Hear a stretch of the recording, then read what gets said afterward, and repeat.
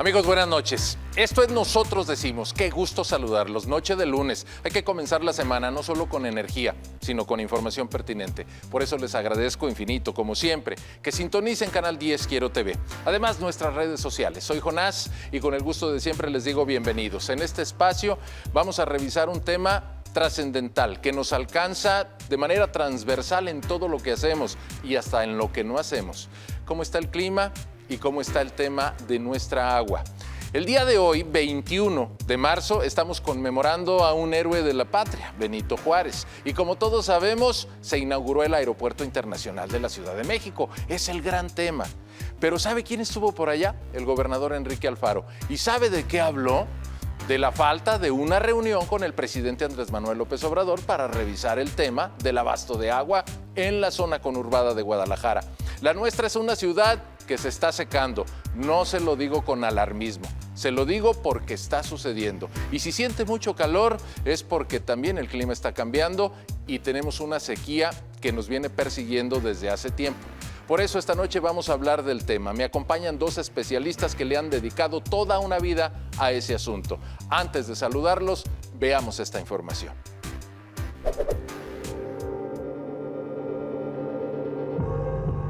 Ha sido llamada el oro azul, un recurso natural que es vital pero un bien que está en riesgo.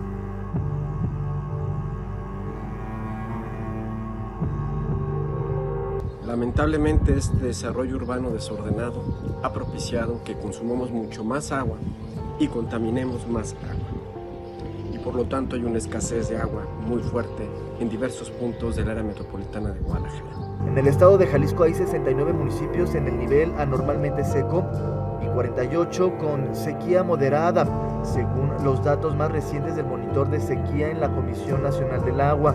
Pero hay otro tipo de escasez de conciencia, ciudadanos que no cuidan y conservan el agua, escasez de conocimientos tecnológicos que podamos aplicar para mejorar la gestión de agua. Hablamos entonces de que el 38% de los municipios en Jalisco enfrentan sequía, según datos de la Conagua.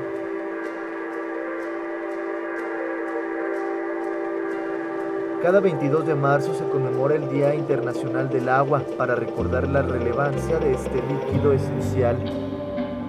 Con imágenes de Fausto Contreras para Quiero TV, Moisés Hernández. Pues ahí lo tiene usted, Día Internacional del Agua. Estamos a media hora de estar conmemorando una jornada pues en la que aparentemente no celebramos nada, sino más bien nos falta conciencia. Por eso, déjeme darle la bienvenida esta noche a quienes me están acompañando, agradeciéndoles por su tiempo, porque no hay que olvidar, este es un día de descanso, día de asueto, y ellos nos están brindando de su tiempo. Muchas gracias, doctora Valentina Davidova, por acompañarnos. Usted lleva muchos años también especializándose en el tema del medio ambiente. Muchas gracias por su invitación. También está el doctor Arturo Gleason, ya lo vimos en la información previa que nos compartió Moisés Hernández. Doctor, bienvenido. Pues muchísimas gracias, Jonás, por la invitación, a ti, a todo el equipo y un saludo a todo el auditorio. Bueno, déjenme decirles, amigos, estamos totalmente en vivo esta noche, lunes 21 de marzo. Si ustedes tienen interés en repetir la visibilidad de lo que nos van a compartir nuestros invitados, les recuerdo que lo tendremos en nuestras redes sociales. Quiero comenzar rápidamente porque aunque el tema parece que es muy concreto y además está pues muy, digamos, cercado por la escasez o abundancia, creo que hay muchísimos factores que son importantes de abordar. Estamos apenas comenzando la primavera, doctora Davidova. Ya tenemos un calor bastante notable y usted nos ha hecho hincapié desde el año pasado en que Jalisco se une a los estados donde se está padeciendo una sequía pues a la que yo no le veo solución. Si nos puede actualizar. Desafortunadamente, Jalisco pertenece al territorio de la República Mexicana que padece a la sequía y estamos hablando que es una sequía que tiene más de 3 años de duración. A pesar de una excelente temporada de lluvias del año pasado, que está relacionado con el desarrollo fenómeno La Niña en el Pacífico, después de una tremenda sequía que prácticamente borró el agua de un 80-85% de la superficie de México, a partir de esta lluvia abundante logramos recuperar algo de agua. Sin embargo, al día de hoy, pues particularmente 16 de marzo, cuando yo hice la revisión, todo el estado de Jalisco está marcado de color amarillito, que significa condiciones anormalmente secos. El 50% del territorio de México norte, centro, hacia los altos, están marcados con color cafecito, que hablo sobre la presencia de sequía moderada. Estamos hablando que todavía faltan tres meses de agua antes de entrar a la temporada de lluvia. Recuerden ustedes que a causa del cambio climático, y estadísticamente ya está confirmado, la temporada de lluvia que normalmente era el 13-14 de junio que se establecía en Jalisco, ahora se retrasa poco a poquito hasta 23-24 de junio. De tal manera tenemos que vivir marzo, lo que queda de marzo, abril, mayo y prácticamente todo el junio sin nada de lluvia que podría solventar la situación de agua, es decir, recuperar los acuíferos o volúmenes de agua superficial. Y si usted me pregunta cómo es el estado, al menos dos principales aportadores de agua potable para Jalisco, al 16 de marzo, la presa El Calderón fue a 71%, es decir, ni siquiera un 3/4 de su capacidad, mientras que Chapala marcaba un 68%. Estamos hablando que son las mediciones antes del inicio de lo peor. ¿Por qué? Porque las altas temperaturas también incrementan evaporación de la superficie del agua, de tal manera las pérdidas serán no solamente por usar el agua con fines domésticos, con fines agrícolas, etcétera, sino también por evaporación y evapotranspiración de los humedales que rodean el área, de los cuerpos de agua. Es decir, estamos entrando en el periodo de más altas temperaturas, del clima completamente seco y sobre todo de mayor uso porque se arranca la temporada de siembra para muchos agricultores. Primer punto y segundo punto, un alto consumo de agua relacionado con altas temperaturas.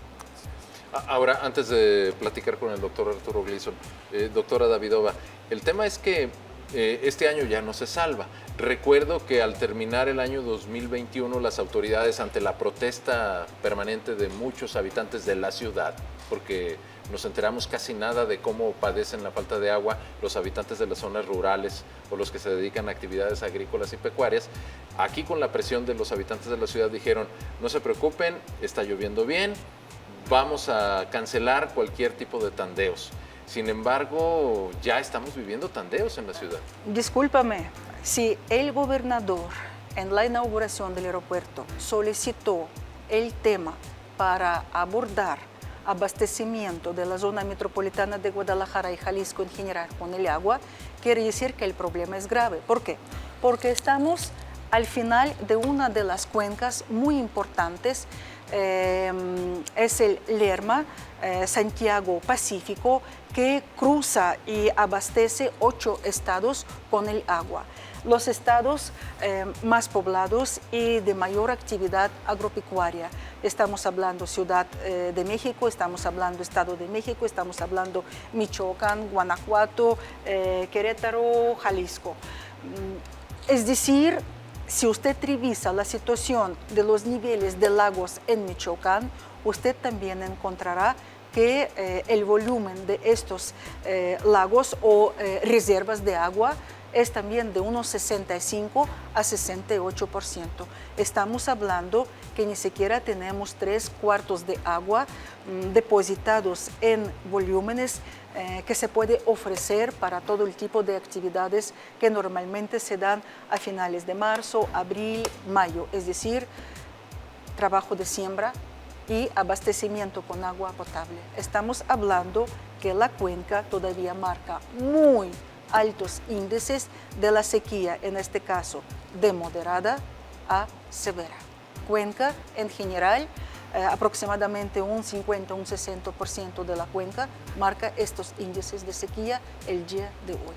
Doctora, ¿se puede hablar de una previsión de que este periodo de sequía termine o no se puede hablar de ello? Miren, tenemos un evento La Niña. Gracias a este evento La Niña, nosotros tuvimos una buena temporada de lluvia el año pasado. Supuestamente La Niña continúa. Si va a continuar para el próximo verano, tenemos la esperanza de tener un buen temporal de lluvia, porque el clima ante estas condiciones o lo que se forma, digamos, ante las condiciones La Niña, favorece el desarrollo de nubes verticales y otro tipo de formaciones que abundan el agua en la región centro-occidente de México. Sin embargo, si el evento La Niña pasará a su fase neutro, entonces el inicio será sin precedentes. Tenemos que esperar algo dentro de la norma climáticamente normal. Pero ante las condiciones de cambio climático, ante el sobreuso de aguas, una menor evapotranspiración a lo largo del año, el régimen local de precipitación ha transformado y ha sesgado del periodo de verano hacia el otoño. Estamos notando que julio, agosto y septiembre, según la región geográfica, que ya empieza a marcar lluvias abundantes, recuperativos para muchos cuerpos de agua. Exactamente es una de las consecuencias, según los artículos, publicaciones que dio el propio Instituto Nacional de Ecología, los investigadores de la UNAM, también los investigadores de nuestra Universidad de Guadalajara. Estamos hablando que la temporada de lluvia recorre y se concentra en menos días, también creando otro problema de inundaciones, lluvias intensas, erosión de suelos, inundaciones en la ciudad, porque están cubiertas con concreto, cemento, es decir, forman suelo completamente impermeable y por lo tanto escurrimientos que producen grandes flujos de agua potable que podría ser de mucha utilidad si habría un mecanismo, proceso o una arquitectura adecuada para retener y limpiar este agua para el reuso de, por ejemplo, riego y cualquier otro tipo de servicios. Sin embargo, desde mi punto de vista, el problema de falta de agua también es el resultado de una mala gestión multidecadal que domina en México. Se ignora asegurar el tratamiento de aguas negras al 100%. Es sobre todo a los usuarios más grandes. Estamos hablando de industrias agropecuarias. Es decir, si yo estoy agarrando 1000 metros cúbicos de agua, mi obligación reciclar este agua para volver a usarlo. De esta manera yo ya no voy a sobreusar los acuíferos o cualquier otra fuente de agua limpia, agua dulce, agua potable, asegurando estas fuentes para las necesidades domésticas y la salud pública y ambiental en general. Sin embargo, mientras no existe un documento, una ley, un regulatorio que exige este tratamiento al 100%, que pues políticamente normalmente siempre se olvida, se deja ahí al lado, sobre todo en víspera de las campañas electorales, ¿verdad? Entonces nosotros vamos a tener menos y menos agua. Vamos a enfrentar a más y más problemas y estos problemas van a estar relacionados con la salud pública. ¿Por qué? Porque la sequía, altas temperaturas, deshidratación, estrés térmico, la demanda de agua, pueden utilizar aguas maltratadas, de ahí propagación de las enfermedades intestinales como cólera, disentería y algunos otros tipos. Es decir, este problema ya puede pasar a otros sectores que en su total pueden generar grandes gastos, pero por única razón, un fuerte descuido de la gestión y administración del agua en nuestro país, en nuestro estado, prácticamente en todos los estados de México, porque yo conozco solamente un estado a la fecha, que es Nuevo León, en donde es obligatorio tratamiento de agua al 100%. Sí. Y aún así tienen una crisis de abasto en este momento, es el problema que se está generando. Allá la sequía es prácticamente sequía extrema. Permanente. Así y es. permanente. Y permanente. Doctor Arturo Gleason, bueno, usted ha hecho hincapié, tiene videos en YouTube, sube mensajes en diferentes redes sociales, está avisando continuamente. ¿cuáles serían, digamos, sin recurrir, y perdón que yo trate de limitarlo, pero pensando en nuestros televidentes, sin recurrir a muchos elementos técnicos, ¿cuáles serían las medidas que deberían adoptarse, incluso no solo por autoridades, sino también por quienes vivimos en esta ciudad y estamos padeciendo el problema? Yo creo que hace falta una política que yo le he llamado política de apretarnos el cinturón, ¿no? Yo creo que cuando vivimos escasez en nuestras familias, en nuestro caso, en nuestra familia hubo tiempos de escasez, mi mamá aplicaba la política del cinturón, ¿no? O sea, no comprábamos refrescos, no comprábamos cosas pues que pudieran menguar el presupuesto de la familia, ir al cine, cosas así, se limitaba. Yo creo que es necesario hacer un pacto, un acuerdo con la sociedad, concientizar a la sociedad de que estamos en una situación grave que tiende a complicarse, a hacerse todavía más complejo, y que esta sociedad entienda el problema y pueda también entender el rol tan importante que tiene, en primer lugar, de cambiar sus hábitos, ¿verdad? Todavía nos encontramos ciudadanos lavando el carro con la manguera a las 12 del día, o regando a las 12 del día, o tenemos también varones rasurándose con la llave abierta, o simplemente a veces tardándonos más de 5 minutos, estamos consumiendo más de 100 litros, ¿verdad?, por persona, cuando nos tardamos más de 5 minutos en la regadera. Entonces, tiene que ver ese primer paso de madurez de la sociedad y, por otro lado, madurar hacia las acciones que nos pueda representar un esfuerzo mayor económico, quizá cambiar algunos dispositivos en nuestros hogares, por las regaderas. Ya hay regaderas ecológicas que pueden costar en orden de 300 a 400 pesos y que una familia media puede comprar, ¿verdad?, para cambiar su regadera consumidora por una ahorradora, los excusados también. Y finalmente, también en un tercer paso de madurez, ¿por qué no empezar a captar el agua de lluvia, ¿no? En el temporal podemos desde sacar nuestras cubetas, nuestras ollas y poderlas reutilizar para algunos usos que no representen el consumo. Podemos utilizar esa agua de lluvia o hasta generar o diseñar un sistema de captación de agua de lluvia que nos permita captar la gran mayoría y poderla usar durante el temporal y poco después, ¿no? Doctor, me están indicando que vamos a hacer una pausa. Lo que usted nos está diciendo me suena, y quiero utilizar ese verbo porque es meramente de percepción personal, como a soluciones que no son definitivas. Y quisiera preguntarle a usted, a la doctora Valentina Davidova, si hay soluciones integrales, si podemos aspirar, como alguna vez usted nos comentaba en otra entrevista, a adoptar medidas que abarcan a toda la sociedad, sí, que abarcan medidas gubernamentales, claro, donde incluso hay países donde han padecido escasez de agua pues, permanentemente durante generaciones y miden incluso el agua de la que disponen para determinar cuáles son los usos que se van a dar, con el impacto que eso implica. Así es. Quizás son procesos de larguísimo tiempo, pero pues en algún momento hay que dar el primer paso. Al regreso platicamos con ustedes de este tema. Si me permiten, vamos a hacer una brevísima pausa. Esto es Nosotros Decimos. Hablamos de el agua, la disponibilidad que tenemos de ella, el uso que hacemos cotidianamente y el riesgo al que nos estamos enfrentando por los cambios evidentes del clima.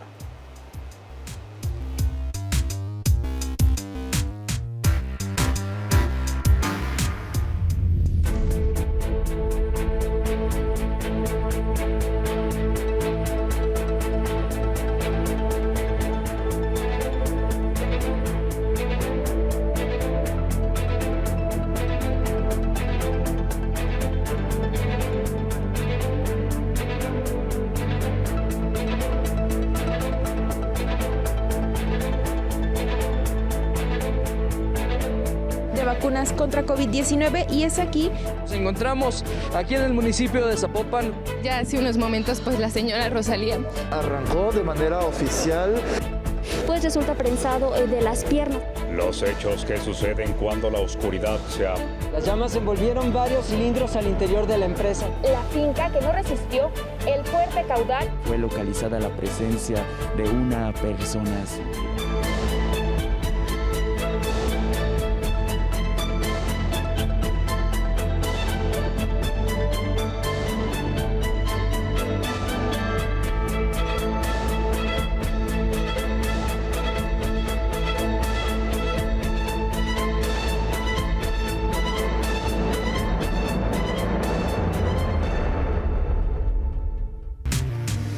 Quiero retomar el programa. Nosotros decimos esta noche del lunes 21 de marzo, recordándoles que mañana martes es el Día Internacional del Agua. Y pues haciendo hincapié en un hecho que no tiene cuestionamiento, sino que es una realidad que se puede constatar. Basta que usted se meta a Google y pues investigue así muy someramente y se va a dar cuenta de que hay millones de personas que, a diferencia de nosotros, no tienen agua. O sea, no la tienen escasa, no tienen. Y entonces se convierte en un bien que adquiere un valor formidable y por el cual están dispuestos a pagar. Regreso con mis invitados esta noche. Aquí en Nosotros Decimos está la doctora Valentina Davidova Belitskaya, que es investigadora ambiental de la Universidad de Guadalajara, el doctor Arturo Gleason Espíndola también, que lleva muchos años trabajando en la Universidad de Guadalajara y en otras instituciones académicas sobre el tema. Déjeme preguntarle por algo muy puntual, doctor, porque nos quedamos ahí un poquito a la mitad.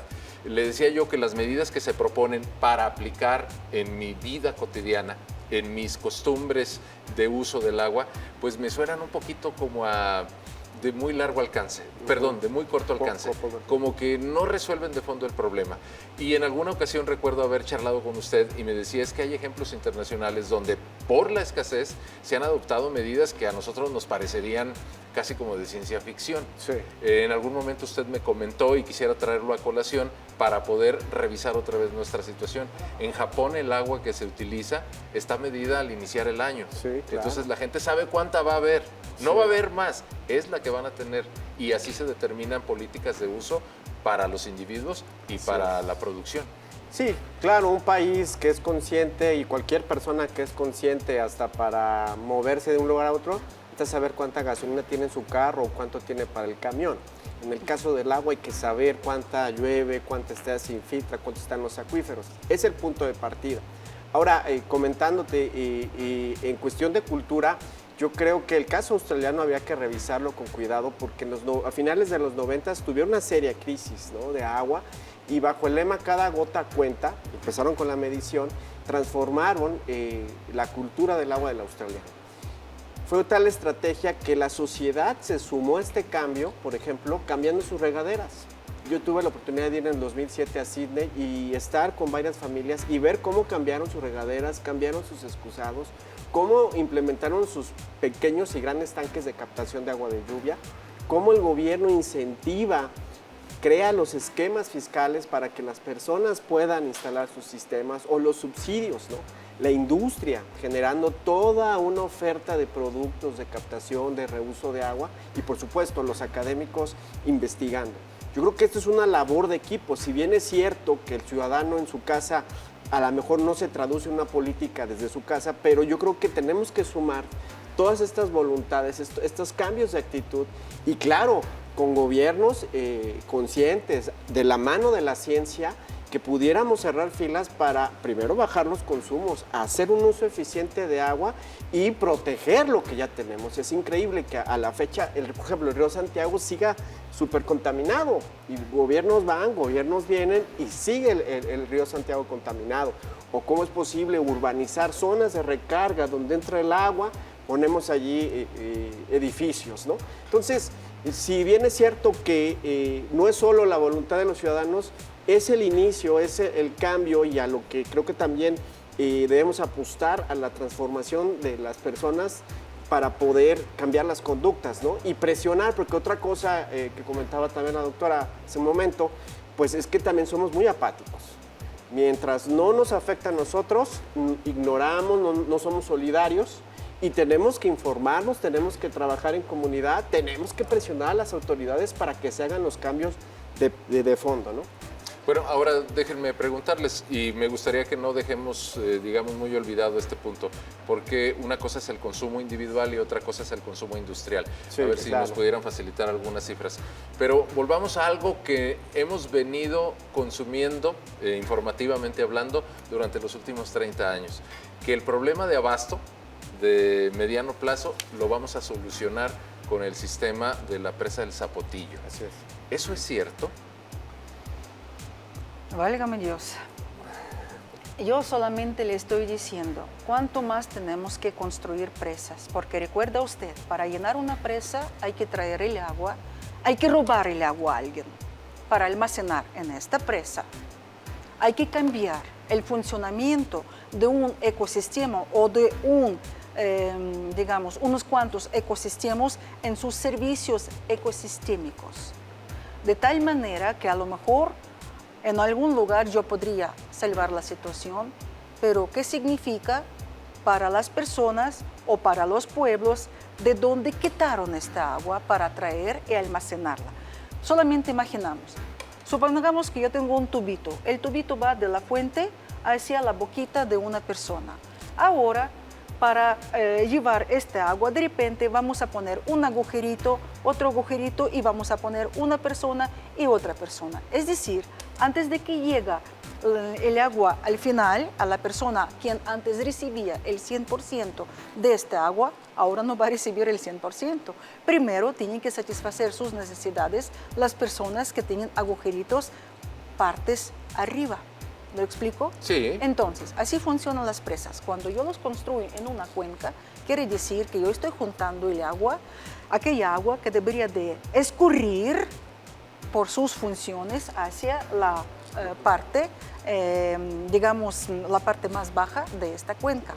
Entonces, cuando yo construyo presa por ahí, presa por allá, presa para acullá, quiere decir que ya estoy rompiendo el equilibrio dentro de una cuenca hidrológica y servicios ecosistémicos de esta cuenca.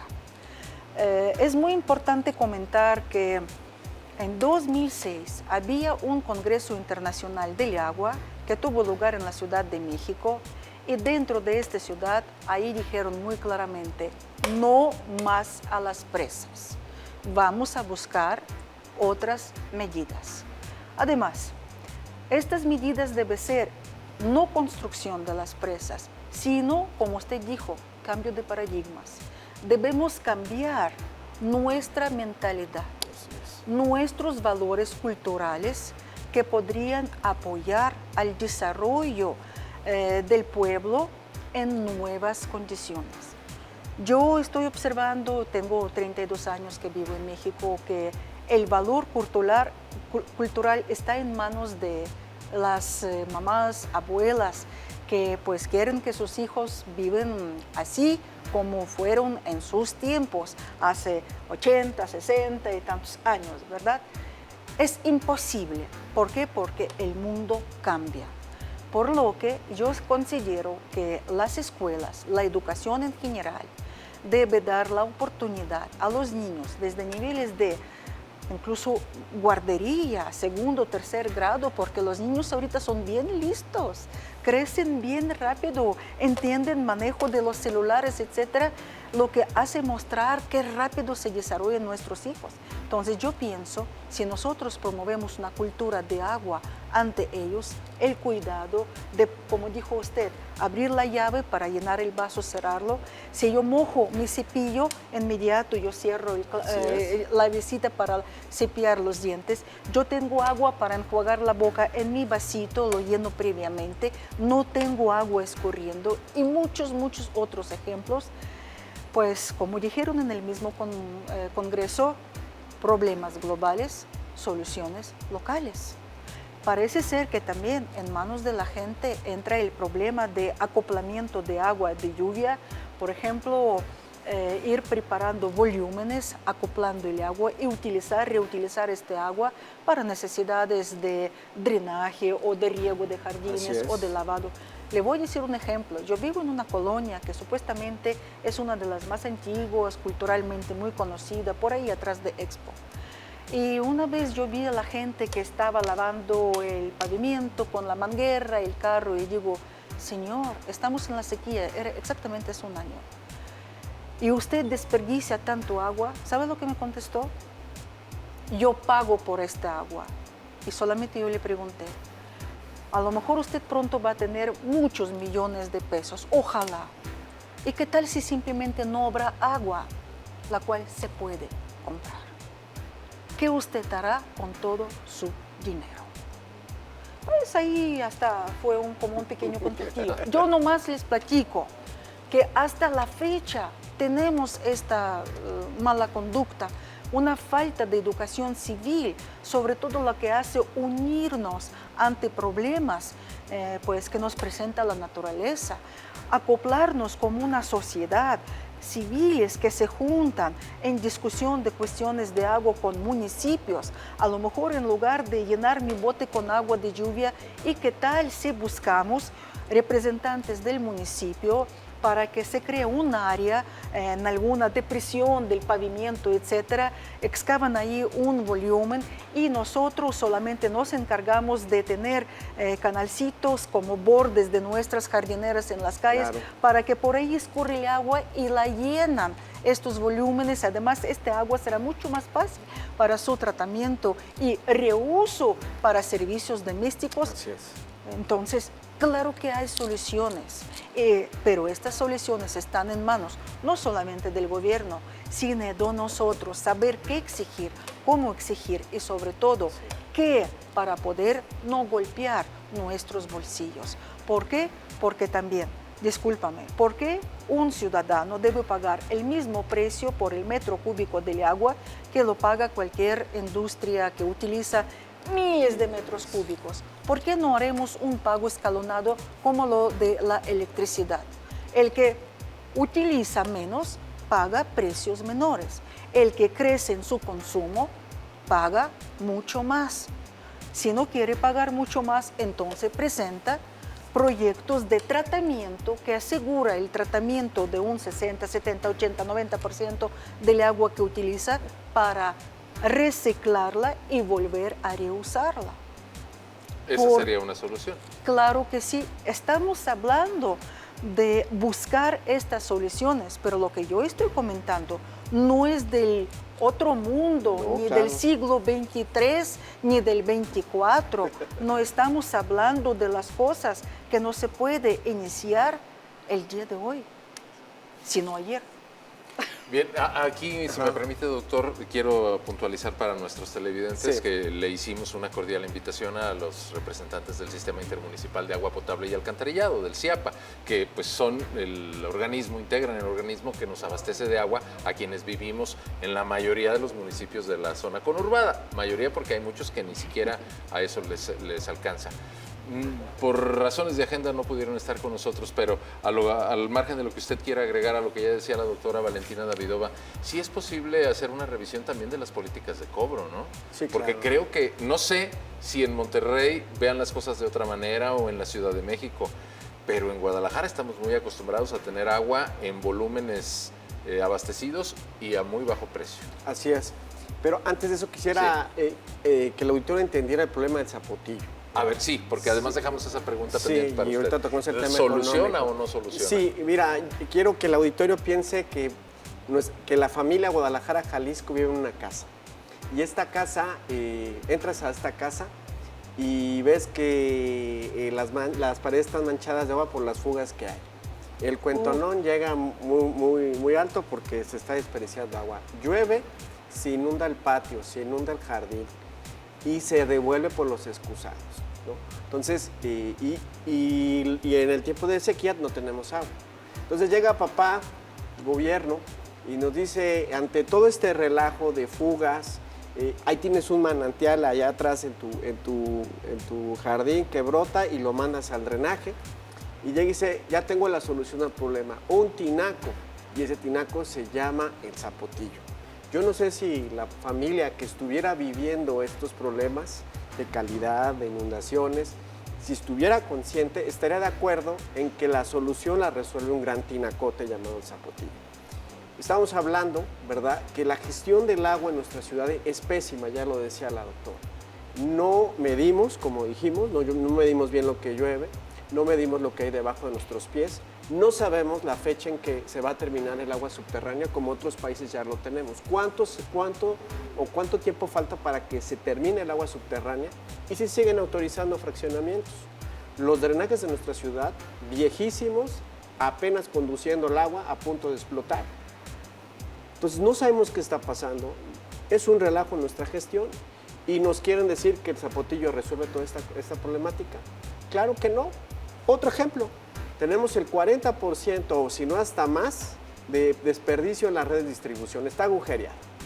Entonces dices, bueno, si se pierde del 40 al 60% de lo que desde la fuente hasta tu casa, y la solución es hacer otra gran presa, es como decir, pues me falta dinero, pero para que tenga más dinero, voy a meter más monedas a mi bolsa para poder tener más dinero. Se te va a ir cayendo.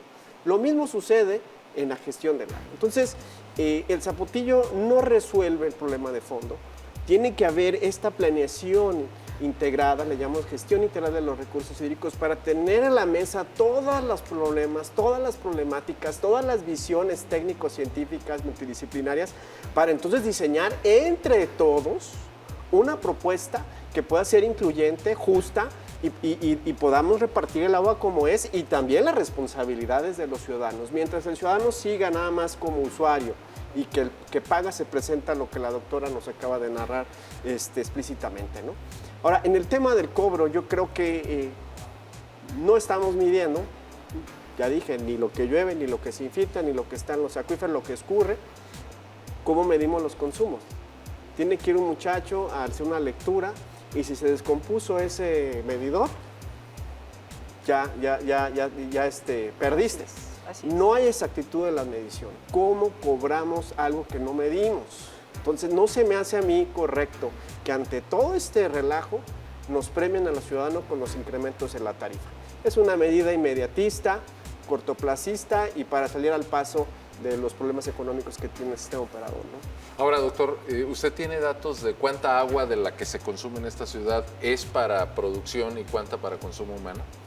Pues mira, las estadísticas generales nos están hablando que el campo se está llevando entre un 60-70%, un 20% la industria y el consumo doméstico 10%, un poquito menos, poquito más en las estadísticas, pero el campo es quien consume más agua y después la industria, ¿no? ¿Y eso se puede modificar?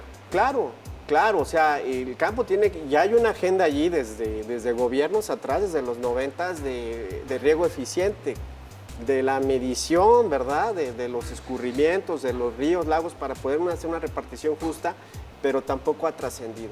La industria también está consumiendo una velocidad impresionante y tampoco es monitoreada. O sea, se asignan concesiones sin ninguna restricción de medición y por supuesto las industrias están extrayendo a una velocidad impresionante agua para sus bienes, ¿no? Para la producción de sus bienes y servicios y el tema de la contaminación, ¿no? Es increíble que esas industrias, como decía bien la doctora, lo que entra casi todo sale contaminado y no hay la responsabilidad de cada industria antes de limpiar sus aguas para integrarlas al medio ambiente. Entonces, si no hay mediciones puntuales, monitoreo, se dice que porque no hay personal técnico, ONAS, los países avanzados monitorean las descargas de todos sus ríos. Ahí está el río Rin en Alemania, la bahía de Tokio. Están en pantalla cada una de las descargas. Inmediatamente alguien que tire algo que no está dentro de los parámetros, se detecta y se interviene en isofacto a esa industria. ¿Por qué aquí no tenemos estos sistemas de medición, de monitoreo? ¿Por qué se escudan en que hay que llevar supervisores? No, un supervisor no puede estar las 24 horas pegado a la descarga. Necesitamos los sistemas digitales que nos permitan homologar todo esto, ¿no? Ahora, antes de que vayamos a una pausa, bueno, ya son varios los aspectos que estamos revisando. Me quisiera detener un poquito en el tema del desperdicio de agua. Creo que es todo un programa, merita la falta de limpieza que tenemos del uso del agua. Es decir, recuerdo muy bien al exgobernador Emilio González Márquez anunciando una obra magna para la limpieza del agua y dijo, pues bueno, no la hemos limpiado desde 1542 cuando se fundó la ciudad. Pero bueno, quedó incompleto, agua prieta. El tema de recuperar la distribución sin fugas. Supongo yo que es imposible, pero ustedes me dirán, no creo que exista un sistema de distribución de agua potable que esté al 0%. Simplemente el uso cotidiano va desgastando. Pero la inversión es multibillonaria. ¿Se ha planteado eso en alguna mesa? Sí, donde decir, sí, bueno, claro, porque si no invertimos, lo que hoy se va, en 10 años va a duplicarse. Claro. Llegaremos al momento en que el agua ya no va a llegar. Tú recordarás el tema arcediano, ¿no? La década pasada estuvo también, o antepasada yo estuve involucrada en esos tiempos y sí se planteó. De hecho, el exgobernador Cárdenas, Alberto Cárdenas, propuso el crédito japonés y en la cartera de la solicitud de financiamiento para financiar las obras eran las fugas y él comentaba este famoso 43%, 40%. 40% de fugas en la red de distribución. Y se planteó allí, y en ese tiempo se planteaban 200 millones de pesos para restaurar las redes de distribución. Estoy hablando de 1998 y 1999, ¿verdad? Homologándolos a nuestros tiempos pudiera estar entre 500 o 1,000 millones de pesos, ¿verdad? Para poder abatir yo diría más que abatir el desperdicio, la modernización del sistema de distribución de agua. Se puede ya ver en pantalla, tú quieres ver cuánta agua hay en el cruce de la Calzada y Juárez, ya lo puedes ver, la tecnología te facilita en pantallas como las que tenemos aquí lo que sucede en las tuberías. Más que el atraso y la falta de voluntad política para homologar nuestro sistema es enorme. Entonces, sí hay un margen de pérdida entre 10 y 15%, pero ciudades como la nuestra, en Latinoamérica, que no tienen mantenimiento, que no hay monitoreo, Alberto Cárdenas se quedó abajo. Pueden estar hasta 60 o 70% del desperdicio. O sea, no está llegando de 10 vasos de agua, 7, 6 o se están quedando en el camino. Entonces, eso es grave. Por supuesto, la red se va a ir haciendo todavía más vieja y los problemas se van a hacer más complejos para solucionarlos. Entonces, urge ya meter en el presupuesto esa modernización que incluiría la rehabilitación o sustitución de la red de distribución para llevarlo a pantalla y por allí cerrarle el paso a los desperdicios, ¿no? Voy a hacer la pausa, si me permiten. Me gustaría, debido a que el tiempo se nos está yendo, ahora sí que vale la metáfora como agua entre los dedos, quisiera preguntarle sobre dos temas. Si la sequía es un asunto que podemos todavía intentar solucionar o está fuera de nuestro alcance, y sobre todo también preguntarles si el tema del abasto de agua nos va a mantener en este matrimonio forzoso con el lago de Chapala y hasta dónde nos puede aguantar la laguna que le ha dado vida a Guadalajara desde que existe. Regresamos rápidamente. Esto es Nosotros Decimos. Me acompañan Arturo Gleason y la doctora Valentina Davidova. Ya volvemos. Está bien.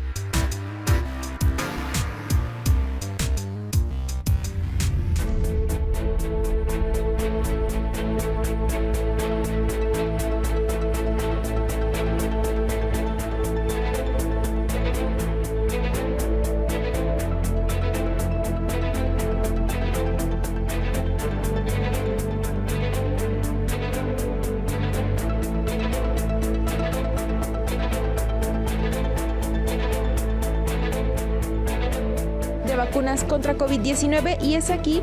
Nos encontramos aquí en el municipio de Zapopan. Ya hace unos momentos, pues la señora Rosalía Arrancó de manera oficial. Pues resulta prensado de las piernas. Los hechos que suceden cuando la oscuridad se abre. Las llamas envolvieron varios cilindros al interior de la empresa. La finca que no resistió el fuerte caudal. Fue localizada la presencia de una persona.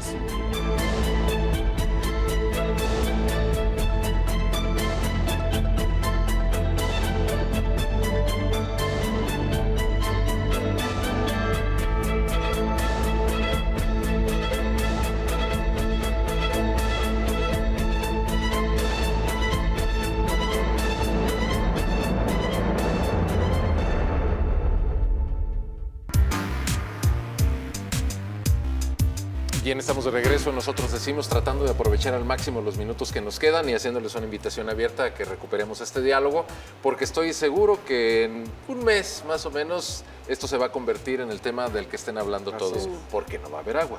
Bien, recupero esto y les quiero preguntar, empezando, doctora, si me permite. Hay una cantidad enorme de mitos urbanos que se van generando, de lecturas que hacemos, de personas que con muy buena voluntad logran reforestar espacios que parecían desérticos, aunque es cierto, es el esfuerzo de un individuo o de un grupo de personas. Entonces, como que nos queda la idea de que sí se pueden revertir los daños que le causamos por nuestra propia presencia en la naturaleza.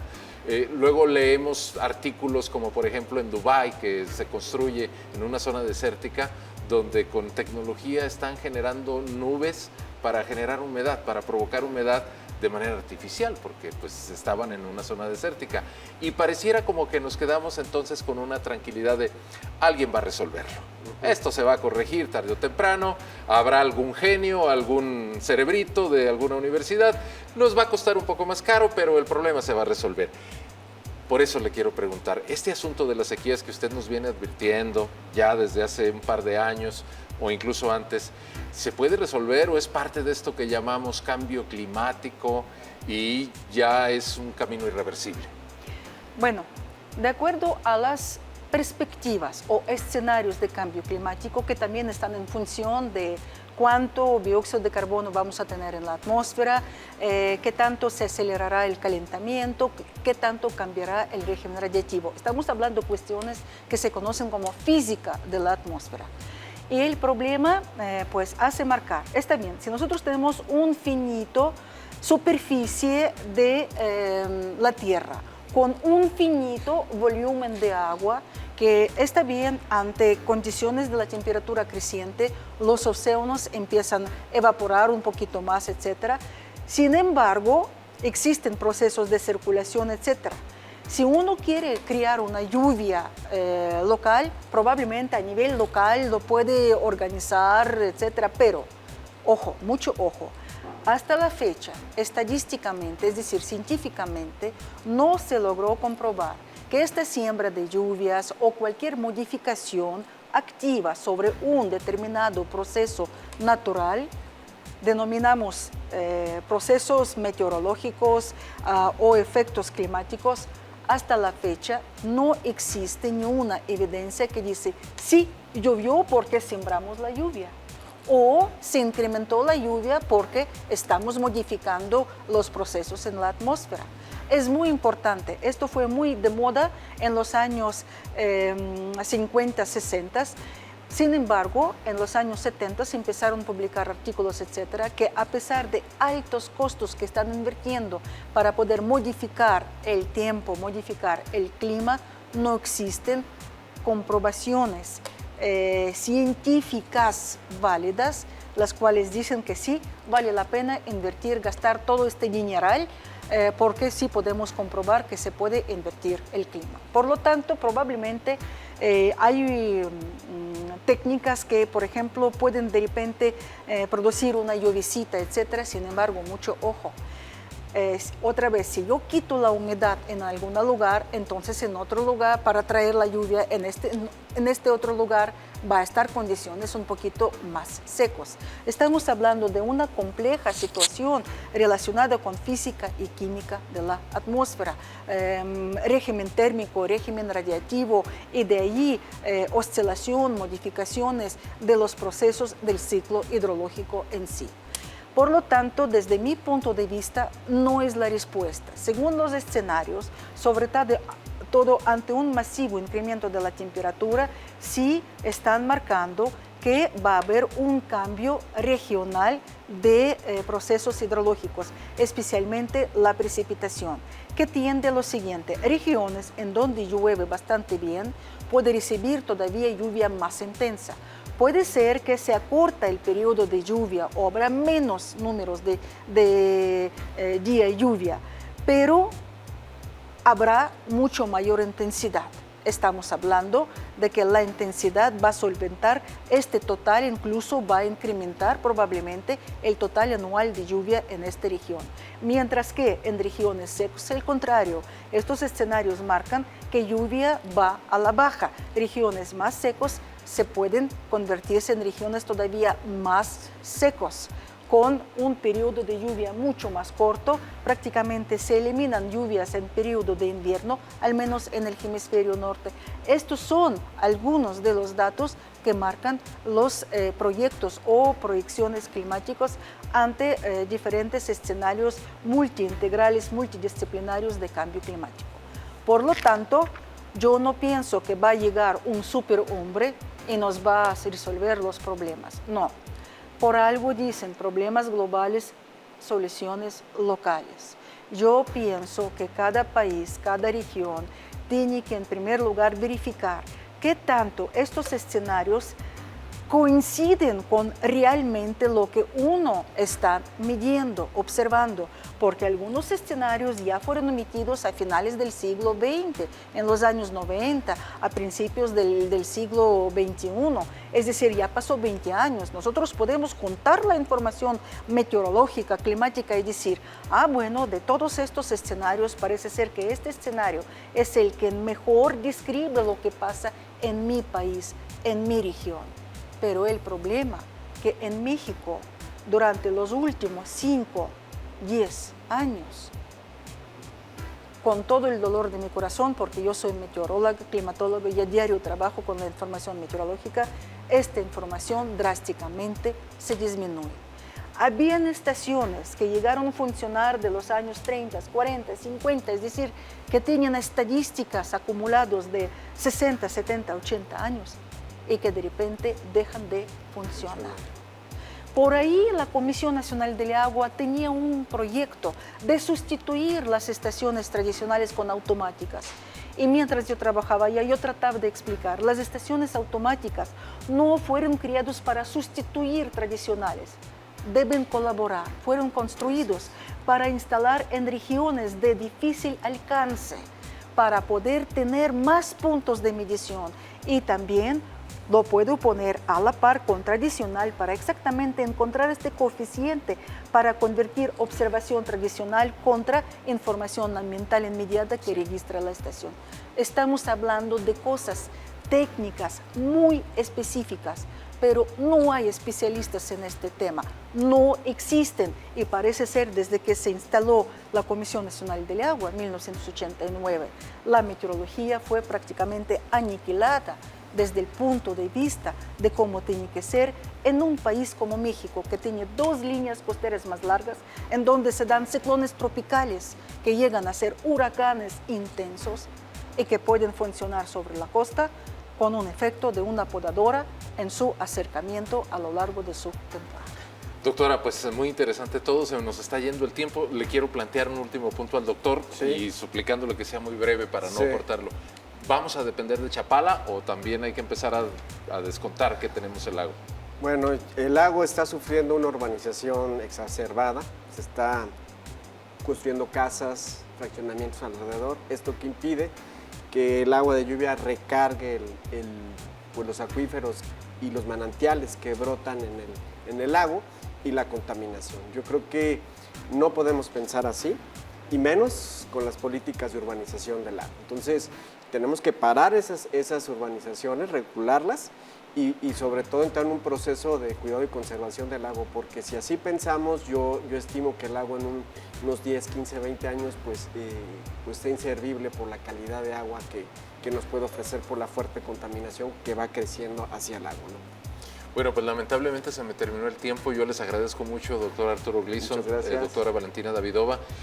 Nos quedamos con muchas inquietudes, al menos yo así percibo como que el escenario no es nada grato y pues con muchas urgencias de empezar a actuar en muchos sentidos.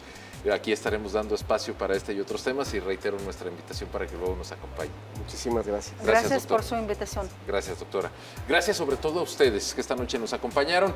No es que yo quiera dejarles pues una inquietud en términos negativos, más bien una en términos positivos. Lo que sí podemos hacer, permítanme ser su interlocutor, pues empezar a adoptar lo que ya nos decían nuestros invitados. Ahorremos el agua lo más posible. Si lo hacemos a título individual, quizá vamos a impactar en el volumen total. Hasta aquí esta noche nosotros decimos, nos vemos en la próxima.